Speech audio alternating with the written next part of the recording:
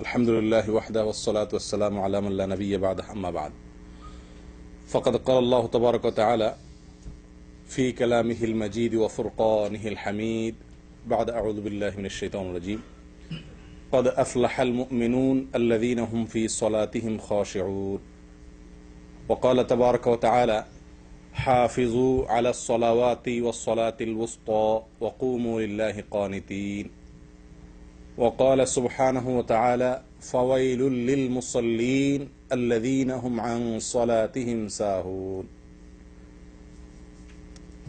وعن أبي هريرة رضي الله تعالى عنه عن النبي صلى الله عليه وسلم أنه قال إن أول ما يحاسب به العبد يوم القيامة من عمله صلاته فإن صلحت فقد أفلح وأنجح وإن فسدت فقد خاب وخسر رواه الترمذي।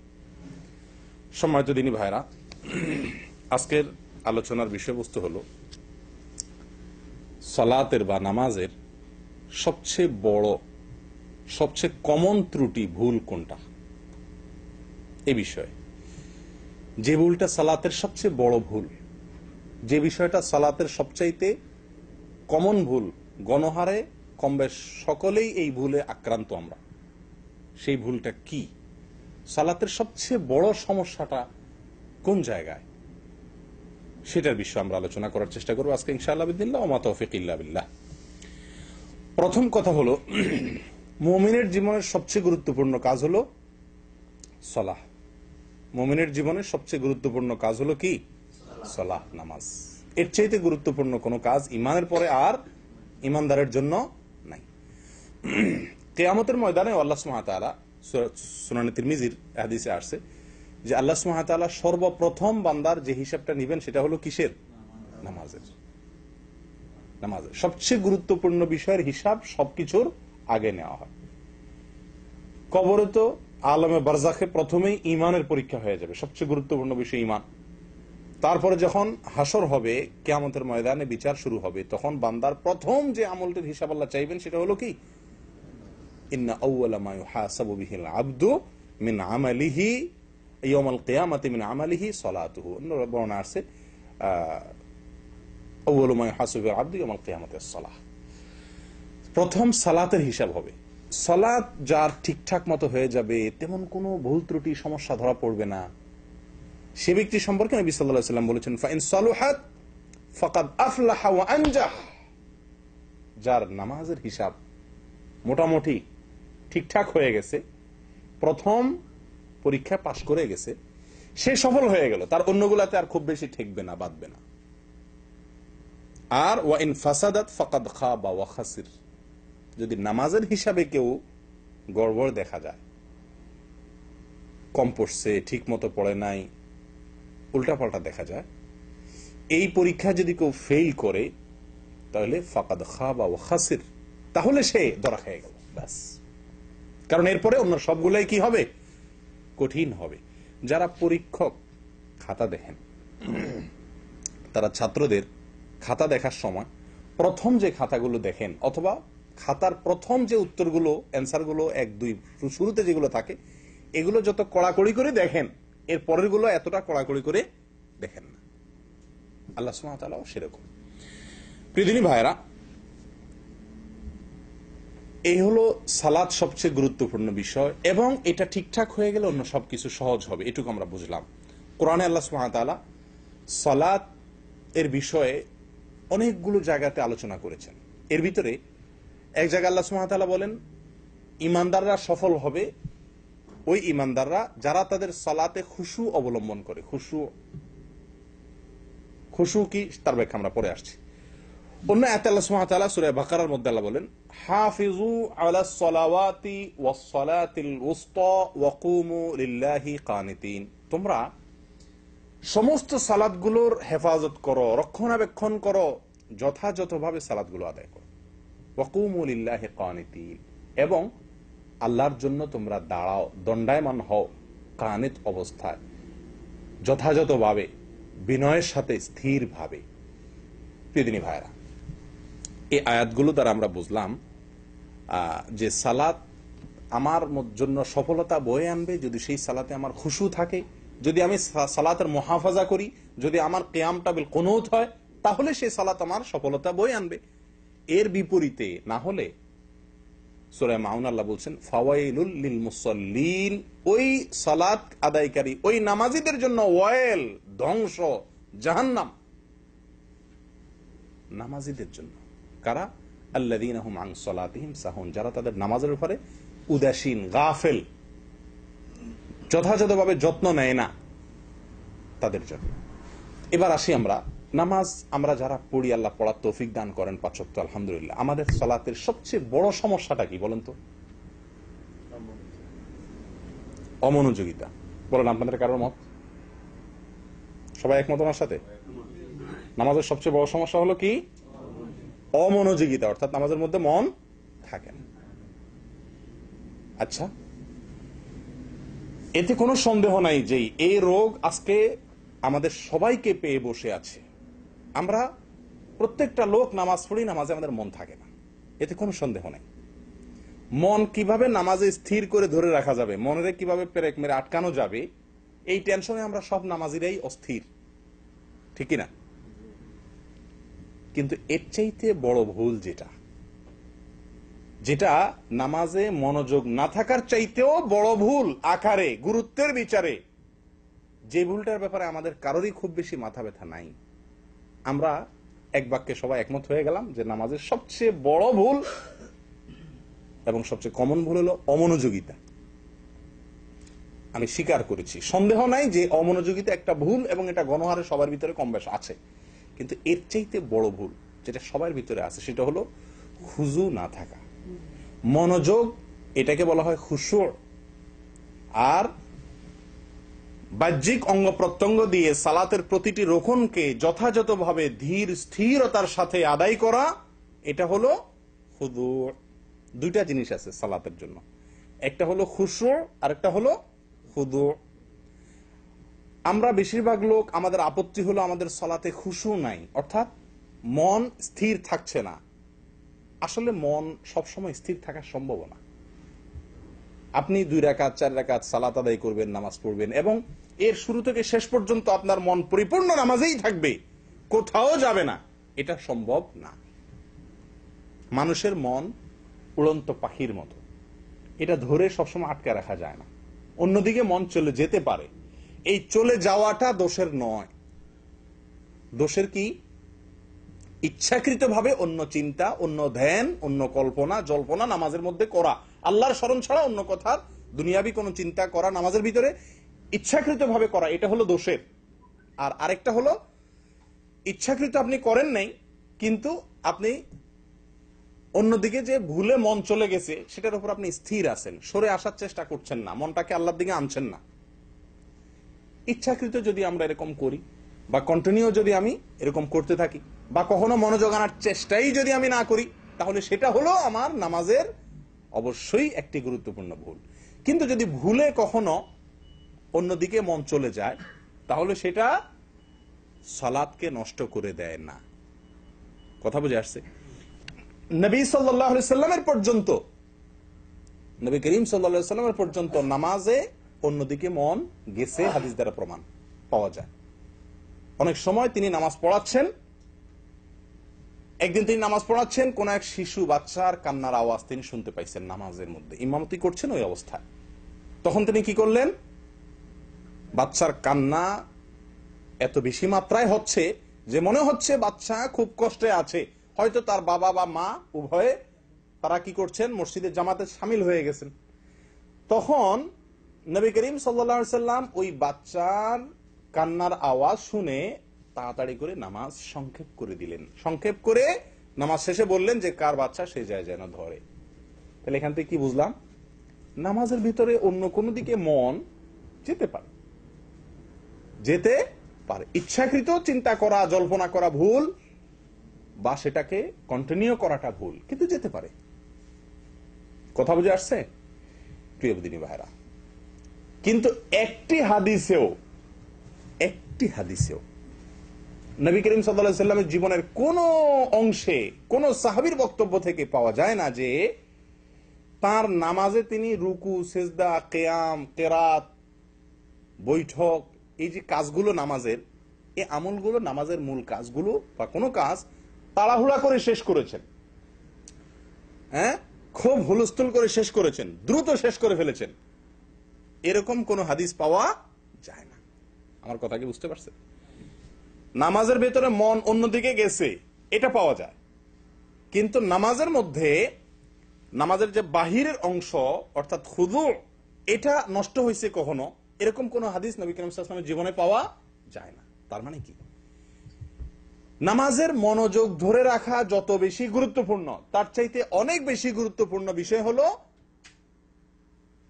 এর চাইতে অনেক বেশি গুরুত্বপূর্ণ বিষয় হলো কি? নামাজের মধ্যে নামাজের বাহ্যিক যে অঙ্গ প্রত্যঙ্গ, নামাজের বাহ্যিক যে আপনার রোকনগুলো আছে, ওয়াজিবগুলো আছে, সুন্নতগুলো আছে, এগুলো যথাযথভাবে, সুন্দরভাবে, সঠিকভাবে আদায় করা, এটা ওর চাইতে বেশি গুরুত্বপূর্ণ, ওর চাইতে বেশি জরুরি। প্রিয়দিনী ভাইরা, কারণ আপনারা অনেকেই হয়তো জানেন নামাজের রোকন গুলো, নামাজের আমলগুলো যথাযথভাবে করা, সঠিকভাবে করা, এটা ওলামা একরামের, বহু ওলামা একরামের মতে এটা ফরজ, এটা রোকন। আমাদের দেশের ওলামা একরাম তথা আবু হানিফা রাহমাতুল্লাহর দৃষ্টিতে এটা ওয়াজিব। ওয়াজিব আর ফরজ খুব বেশি একটা বেশ কম না। ওয়াজিব মানেও আবশ্যক, ফরজ মানেও জরুরি, খুব বেশি বেশ কম নাই।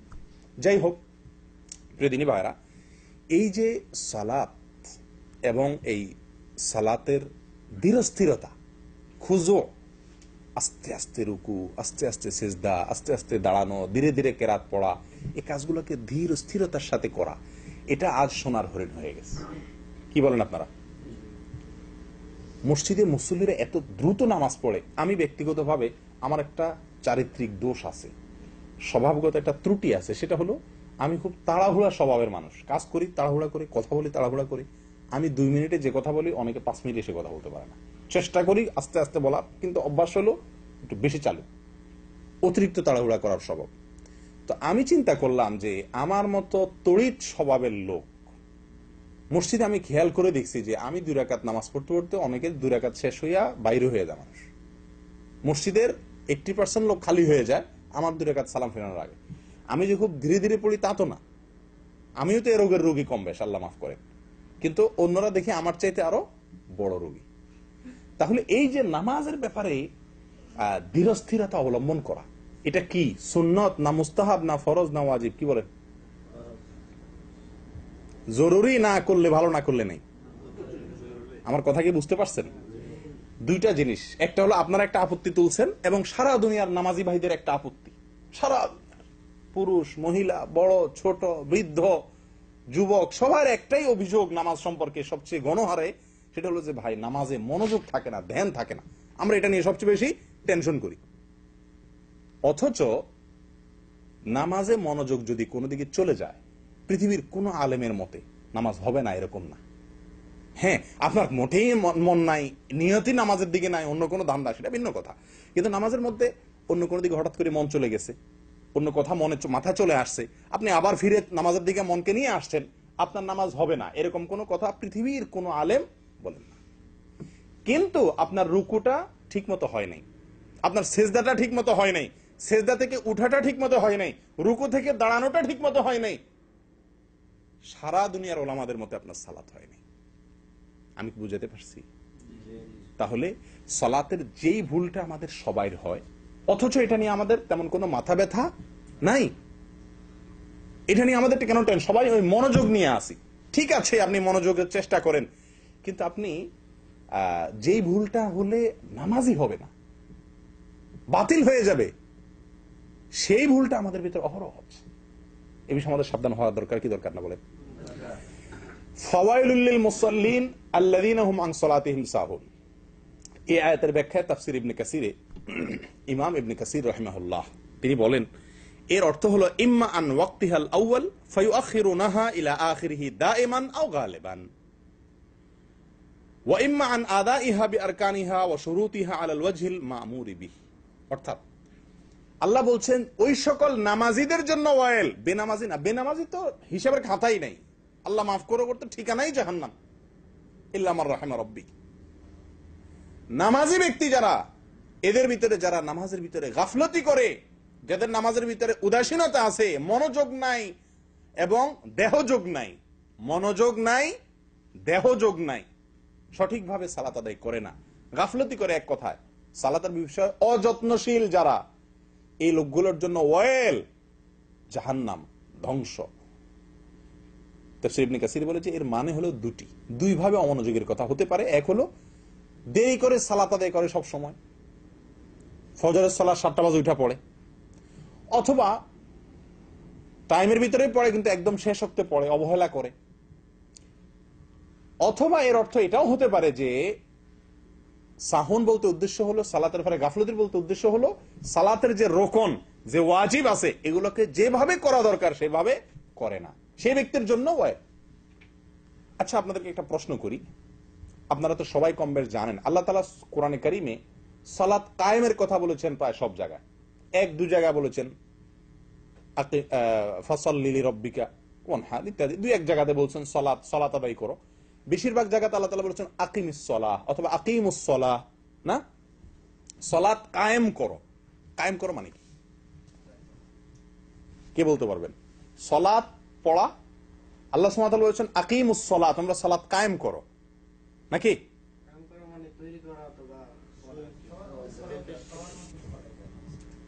সমাজের মধ্যে ছড়ায়া দেওয়া, একটা ব্যাখ্যা পাইলাম। আর কোন ব্যাখ্যা? কায়েম করো মানে কি? সালাত কায়েম করো মানে কি? সবাইকে সালাতের তাকিদ দেওয়া, একই কথা, কাছাকাছি হইল। প্রতিষ্ঠা, কিভাবে প্রতিষ্ঠা হতে পারে? সবাইকে নিয়ে সালাত কায়েম করবে। মাশাআল্লাহ, আপনারা তো বড় বড় মুফাসসিররা আছে দেখা যায়, এখানে তো অনেক তাফসীর জানে, এরকম মানুষ, কোরআনের ব্যাখ্যা জানা লোক আছে, মাশাআল্লাহ, এটা ভালো কথা, সৌভাগ্যের কথা। দেখুন ভাই, সালাত কায়েমের দুইটা ব্যাখ্যা আমাদের সমাজে প্রচলিত আছে, দুইটাই ভুল। এর একটা হলো, অনেকে মনে করেন সালাত কায়েম করা বলতে যেটা ভাই বলছেন যে সবাইকে নিয়ে ডেকে ডুকে সালাত পড়তে হবে, একা একা না। এটা কায়েমের একটা অংশ, ঠিক আছে, এটা কায়েমের মূল ব্যাখ্যা না। আবার অনেকে বলেন সালাত কায়েম বলতে অর্ডার দিয়ে সামাজিকভাবে, রাষ্ট্রীয়ভাবে এটাকে প্রতিষ্ঠা করতে হবে, শুধু একা একা পড়লে হবে না। এটাও ভুল। ভুল বলতে এটা কায়েমের একটা পার্ট, একটা অংশ। কায়েম বলতে এই ব্যাখ্যা কোন তাফসিরের কিতাবে আসেনি। তাফসিরে বাইদাবী পৃথিবীর কোরআনের ব্যাখ্যার নামকরা তাফসির কিতাবগুলোর ভিতরে একটা, যেটা ওলামা একরাম বুঝেন বেশিরভাগ, কোরআনের নিগুড় অনেক তত্ত্ব সেখানে তুলে ধরা হয়েছে। সেখানে একেবারে সূরা বাকারার প্রথম দিকে আল্লাহ সুবহানাহু ওয়া তাআলা যে বলেছেন যে কোরআন কাদের জন্য হেদায়েত দিবে, আল্লাযীনা ইয়ুকিমুনাস সালাহ, এই আয়াতের ব্যাখ্যায় তাফসীরে বাইদাবীতে ইকামাতুস সালাহ বা সালাত কায়েমের ৬-৭টা ব্যাখ্যা উল্লেখ করেছেন। ৬-৭টা ব্যাখ্যা। এই যে ৬-৭টা ব্যাখ্যা উল্লেখ করেছেন, বিশ্বাস করবেন তার সবগুলো ব্যাখ্যার খোলাসা কথা প্রায় একই। সেটা কি? সালাত কায়েম করা বলতে উদ্দেশ্য হলো আদাউহা বিহুকুকিহা, সালাতের সমস্ত হক আদায় করে সালাত আদায় করা। সকল হক সালাতের যেটা যেভাবে হওয়া দরকার ঠিক সেটাকে, রুকুটা যেমন হওয়া উচিত, সেজদাটা যেমন হওয়ার কথা, দাঁড়ানোটা নবী সাল্লাল্লাহু আলাইহি সাল্লাম যেভাবে দাঁড়িয়েছেন, দাঁড়াতে বলেছেন সেভাবে, এভাবে প্রত্যেকটা গুরুত্বপূর্ণ রুকন, ওয়াজিব, এগুলো সব যেভাবে হওয়া দরকার সেভাবে আদায় করা, এটাই হলো ইকামাতুস সালাহ, এটাই হলো সালাত কায়েম করা। কথা বুঝতে পারছেন? সালাত কায়েম করা বলতে যেভাবে সালাত পড়া দরকার সেভাবে পড়া। আমি কি বুঝাতে পারছি? কিন্তু দুঃখজনক যে আমরা এই সালাত কায়েমের অর্থ কিন্তু অনেকে জানি না। অনেকে সালাত পড়ি, আল্লাহ বলছেন সালাত কায়েম করতে, এটাও জানি, কিন্তু সালাত কায়েম করার যে অর্থ এটা আমরা অনেকেই জানি না। কি বলেন? আপনারা তো অনেকে মনে আজকে শুনছেন, কি বলেন না? সালাত কায়েম করা বলতে কি বলেন? সালাত কায়েম করা বলতে কি, কাকে বোঝায়? সালাত কায়েম করা মানে কি? সালাতকে যথাযথভাবে যেইভাবে পড়া দরকার সেইভাবে পড়া, সবগুলো অঙ্গ প্রত্যঙ্গ, সালাতের প্রতিটি পার্ট, অংশ যথাযোগ্যভাবে যেরকম ভাবে করা উচিত, কোরআন হাদিসে যেভাবে বলতে করতে বলা হয়েছে সেইভাবে করা, এটা হলো সালাত কায়েম করা। কথা বুঝে আসছে?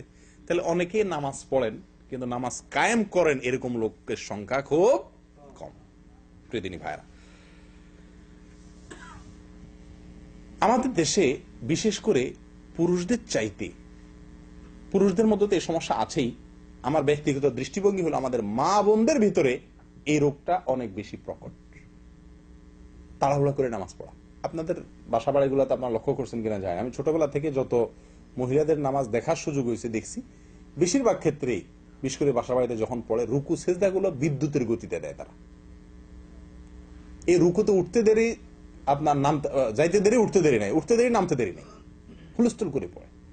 আল্লাহ মাফ করুক, আমাদের পুরুষদের ভিতরে এই রোগের রোগী অনেকেই আছেন। এ সম্পর্কে নবী করিম সাল্লাল্লাহু আলাইহি ওয়াসাল্লামের একটা হাদিস আমাদের সবারই জানা থাকা দরকার, সহিহ বুখারীর হাদিস। তিনি বলেছেন, সল্লু কামা রাআইতুমুনি উসাল্লি, তোমরা আমাকে যেভাবে নামাজ পড়তে দেখছো সেভাবে নামাজ পড়ো। নামাজ আমাকে যেভাবে পড়তে দেখছো সেভাবে নামাজ পড়ো। এটা নির্দেশ তার, এটা নির্দেশ, তার পদ্ধতিতে নামাজ পড়া জরুরি। আম্মাজান আয়েশা রাদিয়াল্লাহু তাআলা আনহা, সহিহ মুসলিমের হাদিসে আসছে, তিনি নবী করিম সাল্লাল্লাহু আলাইহি ওয়াসাল্লামের নামাজ কেমন ছিল তার একটা বিবরণ দিতে গিয়ে তিনি বলেন, ইযা রাফা রা'সাহু মিনার রুকু' লাম ইয়াসজুদ হাত্তা ইয়াস্তাবিয়া কাইমা। নবী সাল্লাল্লাহু আলাইহি ওয়াসাল্লাম রুকু থেকে যখন উঠতেন, রুকু থেকে যখন মাথা উঠাতেন, তখন যতক্ষণ পর্যন্ত তিনি সোজা হয়ে না দাঁড়াতেন, একেবারে স্টিল সোজা হয়ে না দাঁড়াতেন, ততক্ষণ পর্যন্ত সেজদায় যেতেন না। রুকু থেকে যখন উঠতেন তিনি একেবারে সোজা হয়ে টান টান হয়ে দাঁড়ানোর আগ পর্যন্ত তিনি কি করতেন না? সেজদায় যেতেন না। এবং ওয়াকানা ইযা রাফা রা'সাহু মিনাস সিজদাহ লাম ইয়াসজুদ হাত্তা ইয়াস্তাওয়িয়া জালিসা। যখন সেজদা থেকে উঠে তিনি বসতেন, সেজদা থেকে মাথা উঠায় বসতেন, টান টান সোজা হয়ে বসার আগ পর্যন্ত আবার সেজদায় যেতেন না। প্রিয় ভাইরা, আমরা কয়জন ভাই আমাদের নামাজগুলো এভাবে করি? একটু আমাদের নামাজের সাথে একটু মিলাই। রুকু থেকে উঠে একেবারে টান টান সোজা হয়ে স্থির হয়ে কিছু সময় দাঁড়িয়ে তারপরে সেজদায় যাওয়া, সেজদা গিয়ে ধীরে স্থিরতার সাথে সেজদা শেষ করে উঠে সোজা হয়ে বসে কিছু সময় অপেক্ষা করে তারপর আবার সেজদায় যাওয়া। এরকম ধীর স্থির গতিতে আমরা কয়জন মানুষ নামাজ পড়ি? প্রিয় বন্ধুগণ, এই ছিল নবী সাল্লাল্লাহু আলাইহি ওয়াসাল্লামের নামাজ। সালাতের ভিতরে এই যে তাড়াহুড়ো করা, হুলস্থুল করা, সঠিকভাবে আদায় না করা, এটা সালাতকে নষ্ট করে দেয়। আবারও বলছি, এটা সালাতকে নষ্ট করে দেয়। এর ফলে সালাত আদায় হয় না। আপনি সূরা ফাতিহা না পড়লে যেরকম নামাজ হয় না, কেউ যদি রুকু একটা না দেয় নামাজ হবে? সেজদা না দিলে একটা নামাজ হবে? 4 রাকাতের নামাজ 3 রাকাত পড়লে হবে? ঠিক একই ভাবে কেউ সব ঠিক করছে, 4 রাকাতই পড়ছে, রুকু একটাই দিছে, সেজদা 2টাই দিছে, সূরা ফাতিহাও পড়ছে, সবই ঠিক আছে তার, কিন্তু লোকটা রুকু সেজদা উঠা বসা প্রত্যেকটা আমলে তাড়াহুড়ো করছে। যে তাড়াহুড়োটা সালাতের যে ইতমিনান বা তামানিনা, সালাতের যে ধীরস্থিরতা যেটা জরুরি, সেই কাজটি হয় নাই। কি বলেন, এই লোকটা সালাত হইছে না হয় নাই? হবে না, কারণ সে সালাতের জরুরি একটি আমল ছেড়ে দিছে, তামানিনা, ধীরস্থিরতা। প্রিয় বন্ধুগণ, এ সম্পর্কে মৌলিক 2টি হাদিস আছে যেটি আমাদের অনেকেরই আশা করতে পারি আমরা হয়তো আগে শুনছি, আবারও নতুন করে শুনলে হয়তো আমাদের বিবেকগুলোকে নতুন করে ভাবতে সাহায্য করবে। মৌলিকভাবে 2টি হাদিস, এর ভিতরে একটি হাদিস হলো মুসনাদে আহমদের এবং আরো অন্য হাদিসের কিতাবে আসছে। আবু কাতাদা রাদিয়াল্লাহু তাআলা আনহু বলেছেন, নবী করিম সাল্লাল্লাহু আলাইহি ওয়াসাল্লাম ইরশাদ করেছেন, আসওয়া আন-নাস সারিকাতান আল্লাযী ইয়াসরিকু মিন সালাতিহি। মানুষের মধ্যে সবচেয়ে নিকৃষ্ট চোর ওই ব্যক্তি যে ব্যক্তি তার নামাজে চুরি করে, নামাজ চুরি করে যে ব্যক্তি। আপনারা তো জীবনে বহু চোরের কথা শুনছেন, টাকা চোর, পয়সা চোর, স্বর্ণ চোর, গরু চোর, হাঁস চোর, মুরগি চোর, যত রকমের চোরের কথা শুনছেন দুনিয়াতে। এর ভিতরে সবচাইতে নিকৃষ্টতম চোর, নবী সাল্লাল্লাহু আলাইহি ওয়াসাল্লামের ভাষা সবচাইতে খারাপ চোর, চোরদের মধ্যে সবচেয়ে খারাপ চোর, গরু চোরের চাইতেও খারাপ কে? যে নামাজে চুরি করে। সাহাবীগণ জিজ্ঞাসা করলেন, ক্বালু ইয়া রাসূলুল্লাহ ওয়া কাইফা ইয়াসরিকু মিন সালাতিহি, মানুষ কিভাবে তার নামাজে চুরি করে। নামাজ চুরি কিভাবে করে? নামাজ চুরি করার জিনিস নাকি? টাকা পয়সা চুরি, স্বর্ণ চুরি, গরু চুরি, হাঁস চুরি, মুরগি চুরি, এগুলো তো বুঝে আসে, নিয়ে গেল। নামাজের চুরি কিভাবে জিজ্ঞাসা করা হলো। নবী সাল্লাল্লাহু আলাইহি ওয়াসাল্লাম বলেন, নামাজের চুরি হলো লা ইয়াতিম্মু রুকুআহা ওয়ালা সুজুদাহা। নামাজের চুরি হলো রুকু ঠিক মতো করে না, সেজদা ঠিক মতো করে না, এটা হলো নামাজের চুরি। অন্য বর্ণনা আসছে, অথবা রাবী বলেন সন্দেহ করতেছেন, অথবা তিনি বলেছেন লা ইউকিমু সুলবাহু মিনার রুকুই ওয়াস সুজুদি। রুকু থেকে উঠে, সেজদা থেকে উঠে পিঠ সোজা করে দাঁড়ায় না, বসে না, এটা হলো নামাজের চুরি। প্রিয় বন্ধুগণ, এই হাদিস থেকে কি বুঝলাম?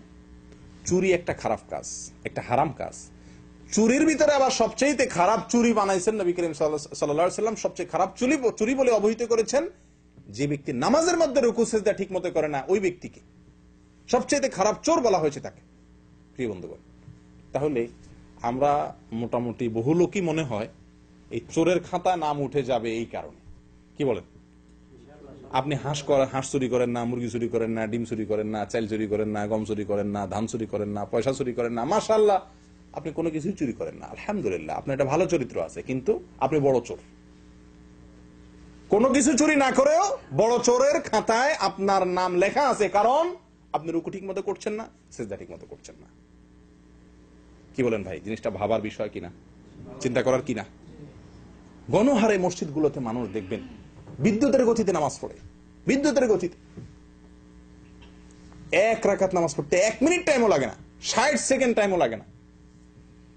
অথচ সহিভাবে, যথাযথভাবে যদি আপনি নামাজ আদায় করতে চান, 1 রাকাত নামাজে একেবারে না হইলেও তো 1.5 মিনিট সময় লাগার কথা, সেখানে 1 মিনিটও লাগে না, 1-1.5 মিনিটে 2 রাকাত শেষ। এরকম হয় কি হয় না? আল্লাহ হেফাজত করে। প্রিয় বন্ধুগণ, এই একটা হাদিস আমরা শুনলাম। তাহলে নামাজের ভিতরে যারা ধীরস্থিরতা অবলম্বন করে না, তাড়াহুড়ো করে, যথাযথভাবে রুকু সিজদা করে না, এরা কোনো কিছু চুরি না করেও সবচাইতে বড় চোর। কোনো কিছু চুরি না করেও সবচেয়ে বড় চোরের খাতায় নাম লেখা। দ্বিতীয় হাদিসটা শুনেন, যেটি আমাদের অনেকের জন্য অনেক বিশাল বড় শিক্ষার বিষয়। বুখারী এবং মুসলিমে একযোগে বর্ণনা করেছেন হাদিসটি।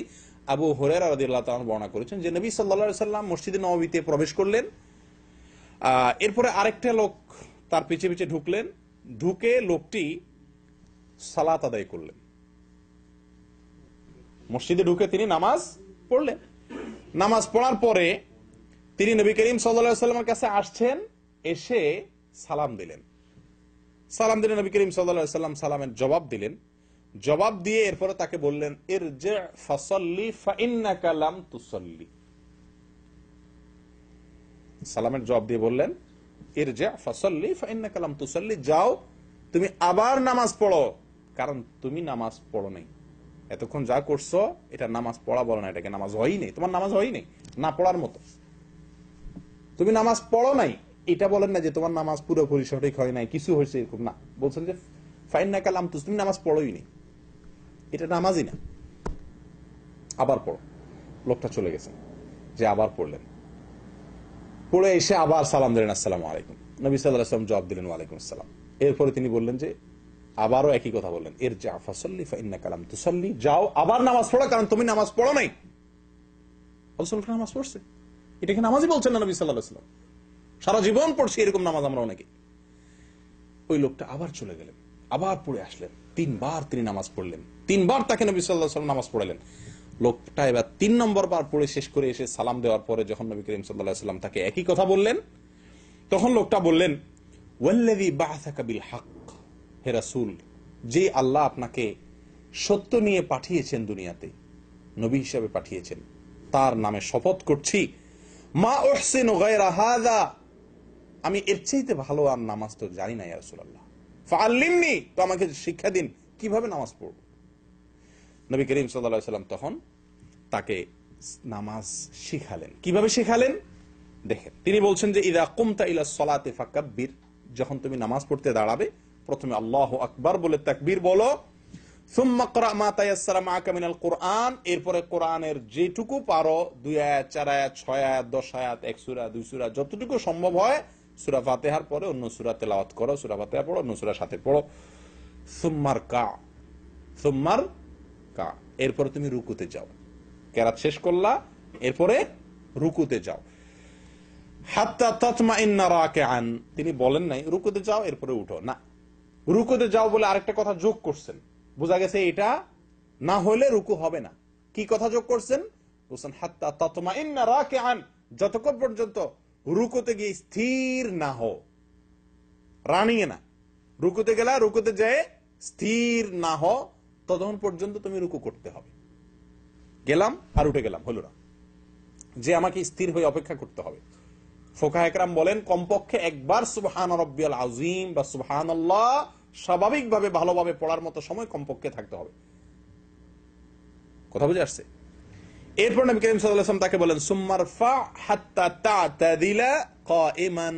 লক্ষ্য করবেন, উনি বলেন না রুকু থেকে উঠো এরপর সিজদা যাও, না, আমরা তো উঠি এবং সিজদা যাই না। এরকম করলে নামাজ হবে না, নামাজ হয় না ভাই। শত শত মুসল্লির নামাজ হয় না, বিশ্বাস করেন। মসজিদে আসে বছরকে বছর ধরে নামাজ পড়ছে, নামাজ হয় না, কোনো দাম নাই নামাজ। নবী করিম সাল্লাল্লাহু আলাইহি ওয়াসাল্লাম বলছেন সুম্মারফা হাত্তা তা'তাদিলা কাইমান। ওই লোকটাকে তিনি বললেন যে এরপরে রুকু থেকে উঠো, তুমি দাঁড়িয়ে কতক্ষণ পর্যন্ত দাঁড়াও, কিভাবে দাঁড়াও? হাত্তা তা'তাদিলা, ভালোভাবে টান টান হয়ে সোজা হয়ে দাঁড়ানোর আগ পর্যন্ত অপেক্ষা করো রুকু থেকে উঠে। ঠিক আছে, দেখেন এরপর বলছেন সুম্মাসজুদ, এরপরে তুমি সিজদা যাও। সিজদা যাও এটা বলে তুমি ক্ষান্ত হন নাই যে সিজদা যাও, ঠিক আছে হয়ে গেল, সিজদা দিলাম আবার উঠে যাও, না, সিজদা যাও বলে আবার বলছেন হাত্তা তাতমাইন্না সাজিদান, সিজদায় গিয়ে যতক্ষণ পর্যন্ত তুমি স্থির না হও, ধীরতা স্থিরতা, সেখানে সিজদায় যে কিছু সময় ধীর স্থির হতে না পারো, কিছু সময় অপেক্ষা করতে না পারো, ততক্ষণ পর্যন্ত সিজদায় থাকো। ফুকাহা একরাম বলেন কমপক্ষে একবার সুবহান রাব্বিয়াল আ'লা। আপনি সিজদায় মাথা যাওয়ার পরে, আমরা অনেকে তো ওই যাওয়ার আগে আল্লাহু আকবার বলে যাইতে যাইতে সুবহান রাব্বিয়াল আ'লা বলে মাথা দিয়ে উঠে যায়, না, তা হবে না। কপাল জমিনে লাগার পরে, হাত জমিনে লাগার পরে, নাক জমিনে লাগার পরে, সিজদার 7টি অঙ্গ জমিনে লাগার পরে কমপক্ষে একবার ধীরে সুস্থে তাসবিহ পড়ার মতো সময় অপেক্ষা করা ওয়াজিব বা ফরজ। প্রিয় ভাইরা, আমরা যেটা বলছিলাম, অনেকে এই যাইতেছে না, এর নাক লাগার আগে তাসবিহ পড়া শুরু হয়ে গেছে, আবার ওই উঠার আগেই উঠতে উঠতে বাকি তাসবিহ শেষ করতেছে। মাঝখান দিয়ে দেখা যায় যে এক তাসবিহ পরিমাণ অপেক্ষা করা হয় না, নামাজ হয় না। নবী সাল্লাল্লাহু আলাইহি ওয়াসাল্লাম বলছেন সিজদায় যাওয়ার পরে স্থির হওয়া পর্যন্ত অপেক্ষা করো, এরপরে না আপনি তাসবিহ পড়বেন। আচ্ছা, এরপরে বলছেন সুম্মারফা, সিজদা থেকে উঠো, বাস উঠে আবার সিজদা যাও, না, উঠো, উঠে বলে নবী করিম সাল্লাল্লাহু আলাইহি ওয়াসাল্লাম বলছেন হাত্তা তাতমাইন্না জালিসান, সিজদা থেকে উঠো, কতক্ষণ পর্যন্ত উঠো অপেক্ষা করো? যতক্ষণ পর্যন্ত তুমি টান টান হয়ে সোজা হয়ে বসা, স্থির হয়ে চুপচাপ না বসো, ততক্ষণ পর্যন্ত অপেক্ষা করো। তার মানে কিছু সময় অপেক্ষা করতে হবে। এরপরে বলছেন সুম্মা ফাল যালিকা ফি সালাতিকা কুল্লিহা, তোমার পুরো এই এক রাকাতের কথা আমি বলে দিলাম, আর তোমার পুরো নামাজ সালাম ফেরানো পর্যন্ত পুরো নামাজে তুমি এই পদ্ধতি অবলম্বন করতে হবে, এইভাবে সালাত আদায় করতে হবে, তাহলে তোমার সালাত হবে, আর না হলে হবে না। বুঝতে পারছেন তো? এবার আপনারাই বলেন, এইভাবে আমরা কয়জন নামাজ আদায় করি? বা আমরাও তো জীবনে বহুত নামাজ আদায় করছি, কয়জনের নামাজ এরকম হয়েছে? প্রিয় বন্ধুগণ, সহিহ বুখারীর একটি হাদিস আপনাদের অনেকেরই হয়তোবা অবাক লাগবে শুনলে, হয়তো নতুন শুনছেন অনেকেই। হুযায়ফা রাদিয়াল্লাহু তাআলা আনহু এক ব্যক্তিকে দেখলেন যে সে তাড়াহুড়া করে নামাজ পড়তেছে, আমরা যেভাবে পড়ি এই জাতীয় নামাজ পড়তেছে। তিনি এরকম নামাজ পড়া দেখে লোকটাকে ডাক দিলেন, ডাক দিয়ে বললেন তুমি কতদিন এভাবে নামাজ পড়ছো বাবা, ভাই কতদিন এভাবে তুমি নামাজ পড়ছো? লোকটা বলল 40 বছর ধরে। কত বছর ধরে? 40 বছর ধরে তিনি এভাবে নামাজ আদায় করছেন। অন্য বর্ণনা আসছে 40 বছরের কথা না, আপনার সে অনেক দিন থেকে এইভাবে সালাত আদায় করছেন। তো হুযায়ফা রাদিয়াল্লাহু তাআলা আনহু তাকে ডেকে বলছেন যে ভাই, লাউ মুত্তা আলা গায়রি ফিতরাতিল্লাতী ফাতারাল্লাহু মুহাম্মাদান সাল্লাল্লাহু আলাইহি ওয়াসাল্লাম আলাইহা, তুমি যদি এই নামাজ নিয়ে মরো, যেভাবে নামাজ পড়তেছো, এই যদি সারা জীবনের নামাজ হয় তোমার, আর এই নামাজ নিয়ে তুমি কবরে যাও, মরো, তো মনে রাখবে মুহাম্মদ সাল্লাল্লাহু আলাইহি ওয়াসাল্লামের ধর্মের উপরে তোমার মৃত্যু হলো না, মুসলমান হয়ে মরতে পারলা না, সারা জীবন নামাজ পড়ছো। যদি এরকম নামাজ পড়ো তাহলে মুহাম্মদ সাল্লাল্লাহু আলাইহি ওয়াসাল্লাম যে ধর্ম নিয়ে আসছেন, যে পদ্ধতি নিয়ে আসছেন, তার পদ্ধতিতে তোমার মৃত্যু হলো না, তোমার জীবনটা গেল না। প্রিয় বন্ধুগণ, কত বড় চিন্তার কথা, কত বড় টেনশনের কথা। কি নামাজ পড়ছি, হ্যাঁ কি নামাজ পড়ছি, সবাই মনোযোগ নিয়ে আস, সবাই ধ্যান নিয়ে আস, কিন্তু সালাতের বাহির ঠিক নাই। একটা কথা মনে রাখা দরকার আমাদের, এটা ঠিক যে অন্তর হলো রাজধানী দেহের, মন যদি কোনো দিকে থাকে তার অঙ্গ প্রত্যঙ্গ সব ঠিক হয়ে যায়, ঠিক আছে কিনা? হাদিসে আসছে নবী করিম সাল্লাল্লাহু আলাইহি ওয়াসাল্লাম বলেছেন, আলা ইন্না ফিল জাসাদি মুদগা লা মুদগা ইযা সালুহাত সালুহাল জাসাদু কুল্লুহু ওয়া ইযা ফাসাদাত ফাসাদাল জাসাদু কুল্লুহু আলা ওয়া হিয়াল কলব। শরীরের একটা অঙ্গ আছে যেটা ঠিক থাকলে সব ঠিক হয়ে যায়, সেটা হলো অন্তর। অতএব অন্তর ঠিক হয়ে গেলে সব ঠিক হয়ে যায়। এজন্য আমরা সবসময় চেষ্টা করি আগে মনোযোগটা ঠিক করতে, মনোযোগ ঠিক করলে মনে করি বাকি সব ঠিক হয়ে যাবে। কিন্তু ভাই, কখনো এর উল্টাও হয়। এটা হলো বেসিক, এটা হলো মূল কথা।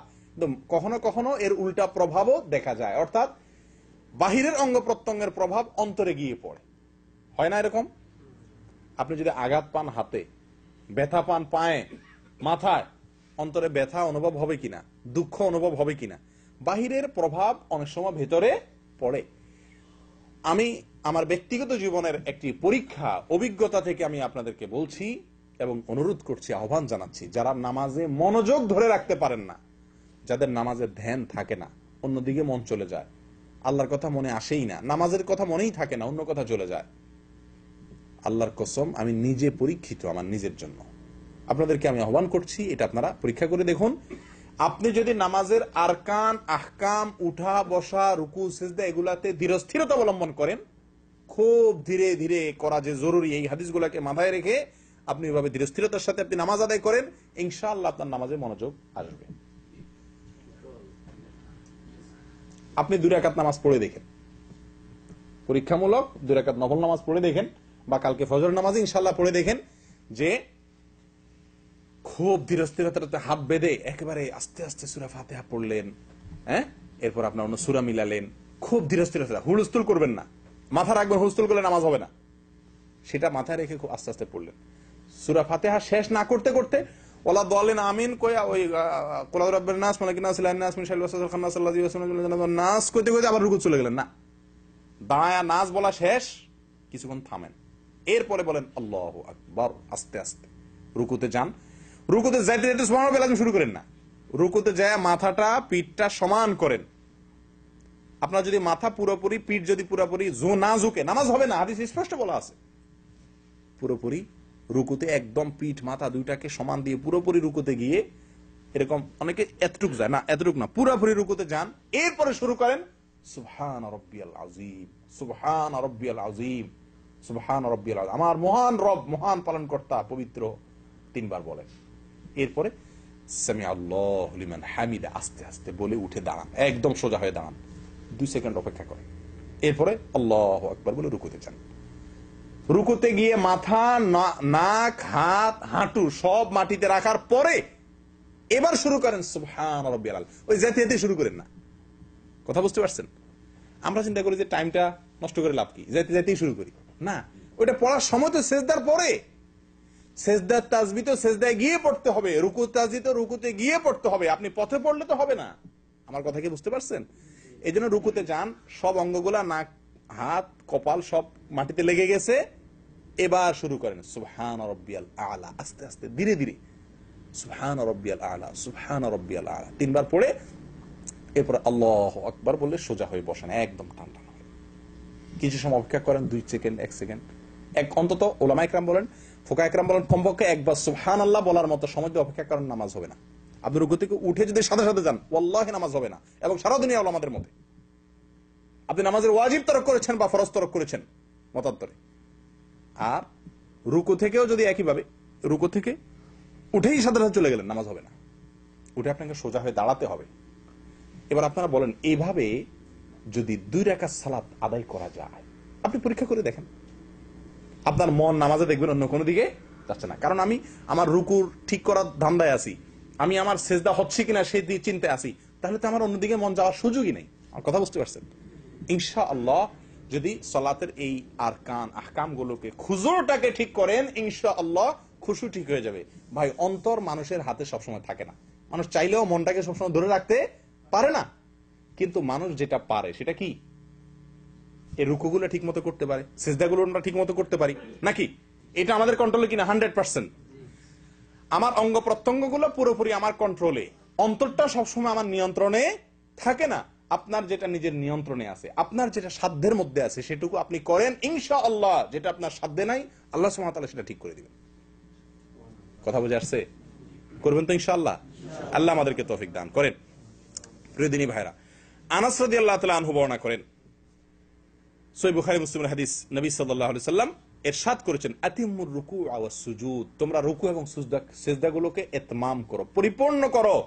রুকু সিজদাকে পরিপূর্ণ করো। রুকু পরিপূর্ণ করা মানে হলো ভালোভাবে পিঠ মাথা সোজা হয়, এত বেশি ঝুঁকতে হবে, হালকা ঝুঁকলে হবে না, পরিপূর্ণ ঝুঁকতে হবে। ঝুঁকেই শুধু না, ঝুঁকার পরে তাসবিহ পড়তে হবে ধীরে স্থিরতার সাথে, এরপরে উঠে সোজা হয়ে দাঁড়ায়, একদম টান টান হয়ে সোজা দাঁড়ায় অপেক্ষা করতে হবে কিছু সময়, এরপর আপনি সিজদা যাবেন। এটা বলে রুকু ঠিক করা। সিজদাও একইভাবে। এটা করার জন্য নবী করিম সাল্লাল্লাহু আলাইহি ওয়াসাল্লাম নির্দেশ দিয়েছেন।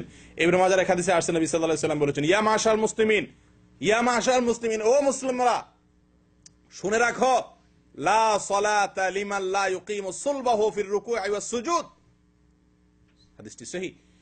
নবী সাল্লাল্লাহু আলাইহি ওয়াসাল্লাম বলেন, ও মুসলিমরা, ও মুসলমানরা, যে ব্যক্তি নামাজের মধ্যে রুকুতে তার পিঠ সোজা না করে, পিঠ মাথা সোজা না করে, অর্থাৎ ভালো করে না ঝুঁকে, এরকম থাকলে তার সোজা হলো না। এবং সেজদায় গিয়ে যে ব্যক্তি পিঠ মাথা সোজা না করে, সঠিকভাবে রুকু এবং সেজদা না করে, ওই ব্যক্তির সালাত হয় না, নবী করিম সাল্লাল্লাহু আলাইহি ওয়াসাল্লাম বলছেন। প্রিয় দিনী ভাইরা, আবু হুরায়রা রাদিয়াল্লাহু তাআলা আনহু বলেন, আমারনি রাসূলুল্লাহ সাল্লাল্লাহু আলাইহি ওয়াসাল্লাম বিসালাস ওয়া নাহানি আন সালাস, আমাকে নবী করিম সাল্লাল্লাহু আলাইহি ওয়াসাল্লাম তিনটা কাজের ব্যাপারে বিশেষ নির্দেশ দিয়েছেন, আর তিনটা কাজ থেকে বিশেষভাবে নিষেধ করেছেন। যে তিনটা কাজের জন্য বিশেষভাবে নির্দেশ দিয়েছেন তার ভিতরে একটা হলো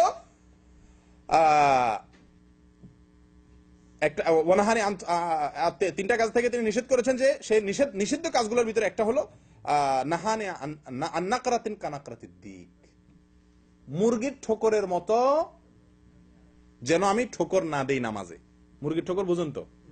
মুরগির ঠোকর তো আর আমাদের বোঝানোর দরকার নেই, আমাদের দেশের মানুষ আমরা সবাই জানি আলহামদুলিল্লাহ মুরগির ঠোকর। এই মুরগির ঠোকরের মতো নামাজ যেন না হয়, রুকু সিজদা উঠা বসা, হ্যাঁ, ফটাফট দ্রুত, এটা যেন না করি। নবী করিম সাল্লাল্লাহু আলাইহি ওয়াসাল্লাম আমাকে স্পষ্ট আলাদাভাবে নিষেধ করেছেন। কে বলছেন? আবু হুরায়রা রাদিয়াল্লাহু তাআলা আনহু। তালক ইবনে আলী আল হানাফি রাদিয়াল্লাহু তাআলা আনহু বলেন, নবী করিম সাল্লাল্লাহু আলাইহি ওয়াসাল্লাম বলেছেন, লা ইয়ানজুরুল্লাহু আযজা ওয়া জাল ইলা সালাতি আবদিন লা ইউকিমু ফিহা সুলবাহু বাইনা রুকুইহা ওয়া সুজুদিহা। রাওয়াহু আহমদ।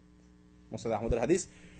নবী সাল্লাল্লাহু আলাইহি ওয়াসাল্লাম বলেছেন, ওই ব্যক্তির দিকে, ওই ব্যক্তির নামাজের দিকে আল্লাহ তাকায়াও দেখবেন না, চেয়েও দেখবেন না, তাকায়াও দেখবেন না আল্লাহ সুবহানাহু ওয়া তাআলা ওই ব্যক্তির নামাজের দিকে, যে ব্যক্তি রুকু থেকে সোজা হয়ে না দাঁড়ায়, সিজদা থেকে উঠে সোজা হয়ে না বসে, কিছুক্ষণ অপেক্ষা না করে উঠেই আবার চলে যায়, এই ব্যক্তির দিকে আল্লাহ সুবহানাহু ওয়া তাআলা তাকাবেন না। প্রিয় বন্ধুগণ, এখান থেকে আমাদের কিছুটা বোঝা গেছে যে নামাজের সবচেয়ে বড় ভুল, যেটা কারণে নামাজ হবে না, এই ভুলটা আমাদের সবার ভিতরে কম বেশ আছে কি নাই বলেন? আছে কি নাই? আমাদের মা বোনদেরকে আমাদের শিক্ষা দেওয়া আমাদের কর্তব্য। মা বোনদেরকে জানাই দিবেন তো ইনশাআল্লাহ, সবাইকে শিখাই দিবেন, যে আজকে যারা শিখলেন, যারা শুনলেন, যারা জানলেন, যে ভাইরা বোনেরা জানেন নাই, শুনেন নাই, তাদেরকে সচেতন করা আপনাদের কর্তব্য। তাদেরকে জানিয়ে দিবেন, নবী সাল্লাল্লাহু আলাইহি ওয়াসাল্লাম বলেছেন ওই ব্যক্তির নামাজ হবে না, লা সালাতা বলেছেন। কোন ব্যক্তির? যে ব্যক্তি লা ইয়াতিমু, যে ব্যক্তি লা ইউকিমু ফিহা সুলবাহু বাইনা রুকুইহা ওয়া সুজুদিহা, রুকু সিজদার মাঝখানে, অর্থাৎ রুকু সিজদার পরে অথবা ভেতরে, যে ব্যক্তি পিঠ সোজা না করে, অর্থাৎ ধীরস্থিরতা অবলম্বন না করে। তাহলে নামাজের খুশু, অন্তরের স্থিরতা, এটা খুবই গুরুত্বপূর্ণ বিষয়, এতে কোনো সন্দেহ নাই। কিন্তু প্রিয় বন্ধুগণ, এর চাইতে বেশি গুরুত্বপূর্ণ বিষয় হলো নামাজের খুজু বা বাহ্যিক অঙ্গ প্রত্যঙ্গগুলোকে, বাহ্যিক আমলগুলোকে ধীরে স্থিরে আস্তে আস্তে করা, অপেক্ষা করে করে করা। আমি আবারও বলছি, খুজু দুনিয়ার কোন ফিকাহবিদ, দুনিয়ার কোন আলেম বলেন না খুশু এটা নামাজের রোকন, ফরজ, ওয়াজিব, এটা মুস্তাহাব, জরুরি। আল্লাহ সুবহানাহু ওয়া তাআলা বলেছেন যে আকিমিস সালাতা লিযিকরি, নামাজের উদ্দেশ্যে আল্লাহ স্মরণ, সেটা ঠিক আছে, কিন্তু এটা না করলে বা এটা ছুটে গেলে নামাজ হবে না। ভুলে ছুটে গেছে, মনোনদিক চলে গেছে, নামাজ হবে না, এই কথা পৃথিবীর কোন আলেম বলেন না। কারণ এটি ফরজও নয়, ওয়াজিবও নয়, রোকনও নয়, শর্তও নয়। কিন্তু নামাজ এর ধীরস্থিরতা অবলম্বন করা, এটা জরুরি। এটা না হলে নামাজ হবে না। ভুলেও যদি ছুটে যায়, ভালো করে শুনে রাখেন, ভুল আপনার মনে ছিল না, রুকু থেকে উঠে চলে গেছেন, পরে মনে হয় ভুল করলাম, হবে না, আবার পড়তে হবে। আমি কি বুঝাতে পারছি? আল্লাহ সুবহানাহু ওয়া তাআলা আমাদের সকলকে নামাজের এই সবচাইতে বড় ভুল, সবচাইতে গণভুল, সবচাইতে কমন ভুল, যে ভুলটা আমাদের সবাইয়ের হয়, সকলের হয়, সেই ভুলটা থেকে আল্লাহ তাআলা আমাদেরকে সংশোধন করার তৌফিক দান করেন। এই যে সাহাবীর কথা আপনারা শুনলেন, দীর্ঘদিন নামাজ পড়ছেন, তিনি কি বললেন? যে তুমি যদি এই নামাজ নিয়ে দুনিয়া থেকে যাও, তাহলে মুহাম্মদ সাল্লাল্লাহু আলাইহি সাল্লামের ধর্ম নিয়ে যেতে পারলা না, মুহাম্মদ সাল্লাল্লাহু আলাইহি সাল্লামের দিন নিয়ে তুমি মরতে পারলা না।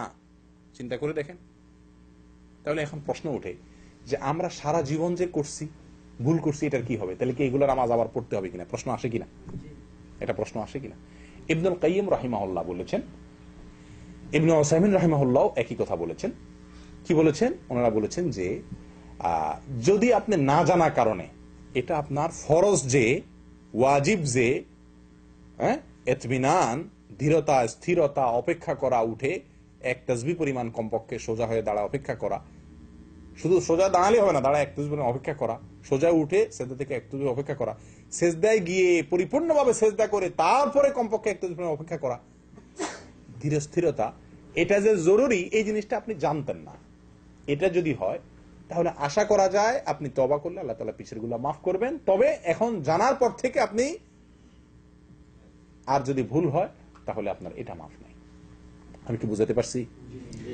কিন্তু আরেকটা সমস্যা দেখা দেয়, সেটা হলো আমাদের দেশে অনেক ইমাম সাহেব, বা এখানেও আছে অনেক ইমাম সাহেব, এমন বিদ্যুৎ গতিতে নামাজ পড়ে, বিশেষ করে রমজান মাসে বা রমজানের বাইরেও দেখা যায়, যে আপনার এত দ্রুত নামাজ পড়ে যে আপনার এতক্ষণ যে আলোচনা শুনলেন, সে আলোচনার আলোকে নামাজটা হয় না। এরকম আছে না অনেক ইমাম নামাজ পড়ে? এরকম যদি ইমাম নামাজ পড়ে, তাহলে তার পিছনে নামাজ পড়লে কি নামাজ হবে কিনা, এটা আরেকটা প্রশ্ন, ঠিক কিনা? এই প্রশ্ন উত্তর হলো, যদি ইমাম স্বাভাবিকভাবে তাড়াহুড়া করে, কিন্তু তাড়াহুড়াটা ওই যে সালাতের এই যে তমানিনা, ধীরস্থিরতা, আবশ্যক কাজ যেটা, এটাও না থাকে, তাহলে সেক্ষেত্রে ইমামের নামাজ হয় না। আর ইমামের নামাজ না হলে মুসল্লির ইক্তেদাও বাতিল। আমি কি বুঝাতে পারছি? আর যদি এমনি তাড়াহুড়া করে, কিন্তু ওই মাত্রা তাড়াহুড়া না যে মাত্রার কারণে তার সালাত বাতিল হয়ে যাবে, সালাত হয় না, বা সালাতের ওয়াজিব ছুটে গেল, ফরজ ছুটে গেল, এর মাত্রার তাড়াহুড়া না, এমনি তাড়াহুড়া কিন্তু এত বেশি তাড়াহুড়া না, তাহলে সেই ইমামের পিছনে নামাজ পড়লে নামাজ আদায় হয়ে যাবে। কথা কি বুঝাতে পারছি? বিশেষ করে এখানে দ্বিতীয় জামাতে আপনারা যখন নামাজ পড়েন, আমিও পড়ি, আপনারা খেয়াল করছেন অনেকে নিশ্চয়ই, যে দ্বিতীয় জামাতের ইমাম বা এই যে রেল স্টেশনে বা ছোট ছোট মসজিদের রাস্তাঘাটে অনেক সময় 2-4 জন মিলে জামাত করেন না, তখন দেখা যায় যে ইমাম যে, এই বেচারা তো আর ওই আপনার লেখাপড়া করেন না, ইমাম থাকে না, যে আসে তখন সেই ইমাম হয়ে যায়। তো কিছু কিছু লোক পড়ে মাঝে মধ্যে, এমন দ্রুত নামাজ পড়ে, আপনারা খেয়াল করছেন কিনা, যে তারা কিন্তু এই আলোচনার আলোকে তাদের নামাজ হয় না। এরকম যদি হয় তাহলে আপনার নামাজ হবে না। আমি কি বুঝতে পারছি? আল্লাহ তাআলা আমাদেরকে সংশোধনের তৌফিক দান করুন। আমি আহ্বান করব আপনাদেরকে, এই মেসেজটুকু, এই বিষয়টুকু আপনারা অন্যদের কাছে পৌঁছে দিবেন, মা বোনদের কাছে পৌঁছে দিবেন, যে ধীরস্থিরতা, নামাজের ভেতরে ধীরস্থিরতা, এটা নামাজের জরুরি কাজ। মনে থাকবে ইনশাআল্লাহ? নামাজের ভেতরে ধীরস্থিরতা অবলম্বন করা নামাজের জরুরি কাজ। এটা তরকারির লবণ নয়, এটা তরকারির পানি, এটা তরকারির তরকারি। তরকারি রান্না করতে লবণ যদি না দেন, খাওয়ার মতো হবে না, কিন্তু পেট ভরবে, কষ্ট মষ্ট করে ঢুকে পেট ভরান যাবো নাকি? নামাজের ভিতরে মনোযোগ নাই, মন অন্যদিক গেছে, লবণ ছাড়া নামাজ হলো আর কি, নামাজটা এমন জুতের হলো না। কিন্তু যদি আপনার কি হয়, যদি আপনি নামাজের রোকনগুলা, রুকু সিজদাগুলো ঠিক মতো না করেন, তাহলে আপনার তরকারিই নেই। তরকারি না থাকলে সালান হবে কিভাবে? কথা বুঝে আসছে? এই দিকটা লক্ষ্য করতে হবে। আল্লাহ তাআলা আমাদেরকে তৌফিক দান করেন। জাযাকুমুল্লাহ ওয়া আখিরু দাওয়ানা আলহামদুলিল্লাহি রাব্বিল আলামিন। জি, কোনো প্রশ্ন থাকলে।